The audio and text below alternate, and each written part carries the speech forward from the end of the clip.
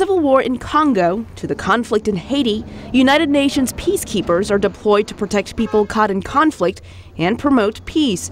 These troops come from UN member nations and serve under the United Nations command. But the chairman of the House Foreign Affairs Committee, Howard Berman, says the UN force is ineffective. Conflict zones from Congo to Bosnia to Darfur, peacekeepers have been unable to prevent the use of rape as a weapon of war and even genocide. Ambassador Susan Rice says peacekeeping efforts have grown, severely straining the UN. In 6 years, the number of troops assigned to peacekeeping around the world has almost tripled. Currently, 93,000 peacekeepers are deployed to 15 different war zones.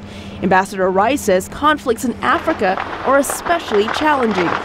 And UN officials are the first to acknowledge that it has been difficult to generate, recruit, and deploy the numbers of personnel required, while keeping quality high and ongoing improvements on track.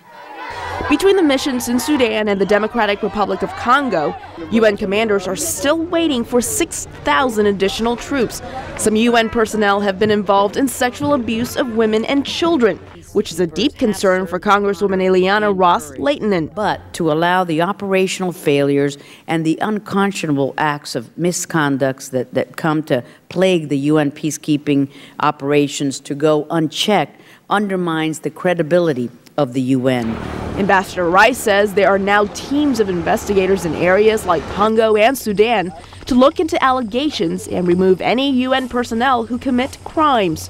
Where abuses occur by peacekeepers, there does need to be accountability, which is why we have been so supportive of the UN's zero tolerance policy.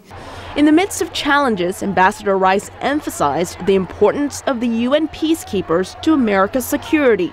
It is preventing conflict zones from being exploited, as they often are, by extremists, by criminals, where they can also often become breeding zones for disease and other transnational security threats that can affect America's security. In 2009, the U.S. is contributing $2.2 billion to UN peacekeeping efforts. That is more than a quarter of the $7.7 billion price tag for UN troops and police.